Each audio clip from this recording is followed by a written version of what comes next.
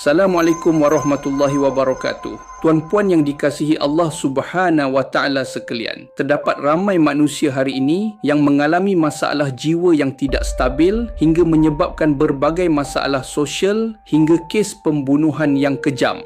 Ancaman kuasa kegelapan sentiasa ada di mana sahaja kita berada. Apakah itu kuasa kegelapan? Kuasa kegelapan adalah kuasa kejahatan, kuasa membunuh, kuasa kezaliman, kuasa yang menganiaya, kuasa yang menjahanamkan dan menghancurkan manusia sama ada dari sudut minda, badan, rohani, hati atau jiwa.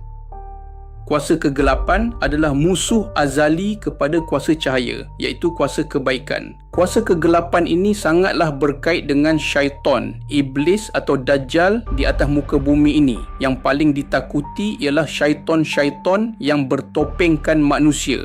Kuasa kegelapan bukanlah sesuatu yang aneh atau cerita rekaan wayang gambar. Ianya berada di dalam setiap zaman dan tamadun kita.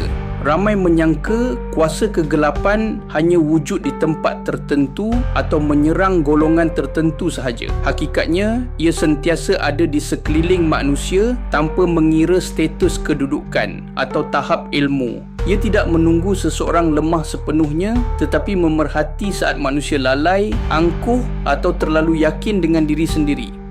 Kuasa ini jarang menyerang secara kasar kerana cara paling berkesan ialah melalui bisikan halus yang mengubah emosi, keputusan dan niat. Ketika manusia merasa selamat, di situlah ruang terbuka. Ancaman sebenar bukan pada kehadirannya tetapi pada ketidakpekaan manusia terhadap tanda-tanda awal. Kuasa kegelapan bergerak melalui pelbagai saluran seperti hasad dengki, fitnah, kata-kata negatif dan kelemahan jiwa yang tidak dijaga. Ia masuk melalui hati yang penuh ketakutan, tamak dan kesombongan lalu mengakar tanpa disedari. Tuan-puan yang dimuliakan, ada manusia yang mula hilang arah hidup, ada yang semakin jauh daripada ketenangan walaupun zahirnya berjaya. Dalam urusan perniagaan, keluarga dan hubungan kuasa, hal ini menekan secara perlahan sehingga manusia menyalahkan keadaan, sedangkan puncanya ialah benteng diri yang bocor. Mereka yang pernah mengalami gangguan mengetahui bahawa kuasa ini tidak pernah berhenti mencari ruang dan kesempatan dan ia akan kembali jika penjagaan diri ditinggalkan.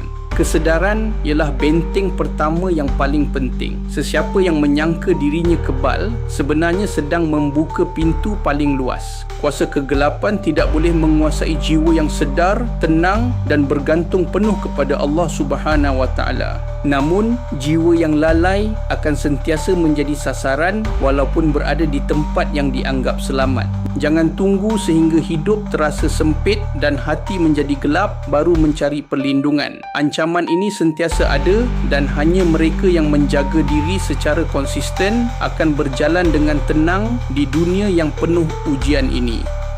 Hubungi kami segera untuk sebarang pertanyaan berkaitan penyakit dan masalah anda. Kami sentiasa bersedia untuk memberikan perkhidmatan yang berdaftar dan terbaik demi kesejahteraan anda sekeluarga. InsyaAllah. Pusat Rawatan Al-Qayyum, Cahaya Kesejahteraan Hidup,